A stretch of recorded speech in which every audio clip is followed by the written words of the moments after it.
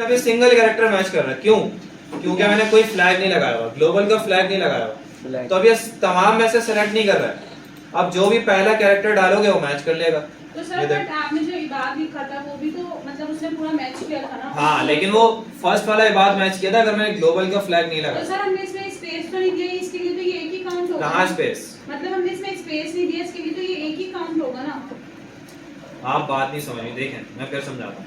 अगर मैंने यहाँ पे लार्ज ब्रैकेट को यूज किया हुआ ना, तो लार्ज ब्रैकेट का मतलब ये है कि लार्ज ब्रैकेट के अंदर जो भी चीज आएगी उसमें से कोई एक भी कैरेक्टर मैच कर जाएगा, तो सिंगल कैरेक्टर अगर कोई भी यहाँ पे मैं लिख देता हूँ तो उसको मैच कर लेगा।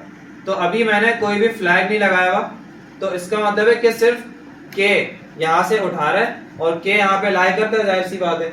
अगर मैं यहाँ पे तमाम चीजों को मैच करवाना चाहता हूँ तो मुझे उसके लिए क्या करना पड़ेगा, यहाँ पे फ्लैग यूज करना पड़ेगा ग्लोबल का।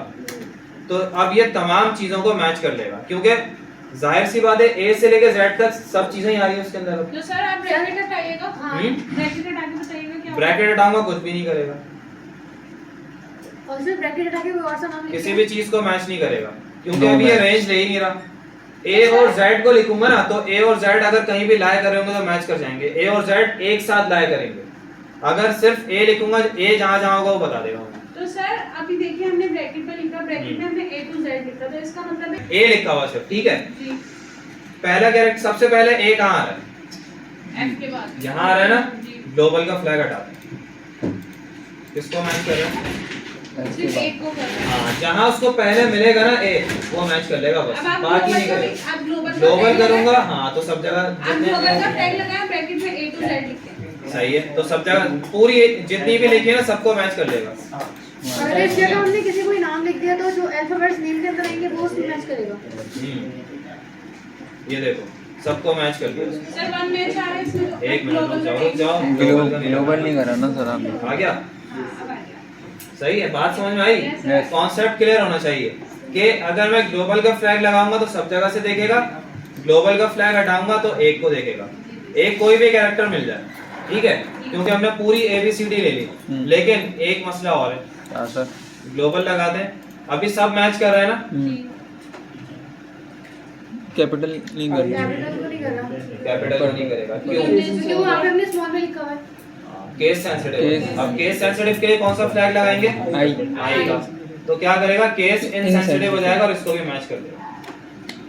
समझ में आई बात? अब समझ गए। शुक्र अल्हम्दुलिल्लाह। शायद सेशन में यार हम नहीं आएंगे शायद। अब सर हैप्पी टू यू वाली फीलिंग है इसकी क्या? हैप्पी टू यू वाली फीलिंग है।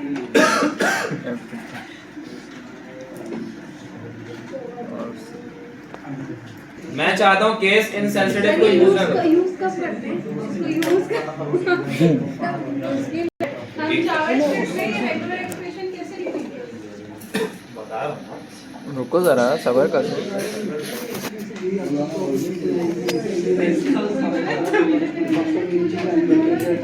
वो ऐसे से होगा। ये तो दिखा रहा हूँ। पैटर्न गलत पढ़ दिया।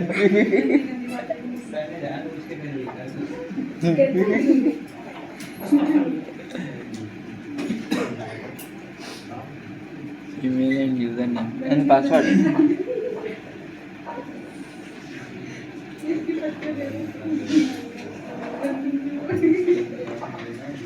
जस्ट को एडिट करके इसको बता दो क्या बस करना है।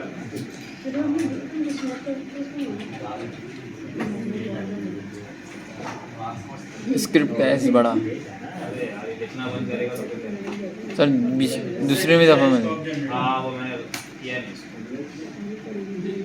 अब देखो ये बता रही, देखो ये पैटर्न दे दिया इसने पूरा ईमेल का। तो ये सर यूजर नेम का दिया इसने पैटर्न और ये कोड भी दे दिया पूरा। अरे भाई ठीक है, हाँ ये तो अच्छी बात है चैट जीपीटी जब भी तो अच्छा दोस्त है सबका। अब ये देखो पैटर्न, अब ये पैटर्न इतना बड़ा उसने बना दिया। अब इस पैटर्न का कोई मकसद है, सर ठीक है? इसमें फ्लैग तो लगा तो यही रेगुलर एक्सप्रेशन लगी हुई है। देखो यहाँ से आपका क्या है यहाँ से ये Start है। रेगुलर एक्सप्रेशन का सिंटैक्स है, मैंने आपको बताया ना कि यहाँ से और यहाँ तक यहाँ तक ये पूरा सिंटैक्स है इसका, और ये आपका पैटर्न जनरेट हुआ हुआ बीच में। सही है। अब इस पैटर्न के अंदर देखो क्या लिखा हुआ है, A to Z भी आनी चाहिए, लोअर केस में भी आना चाहिए, अपर केस में भी आना चाहिए, 0 से लेके 9 तक नंबर्स भी आने चाहिए, ठीक है। अब डॉट का मतलब क्या है? स्पेस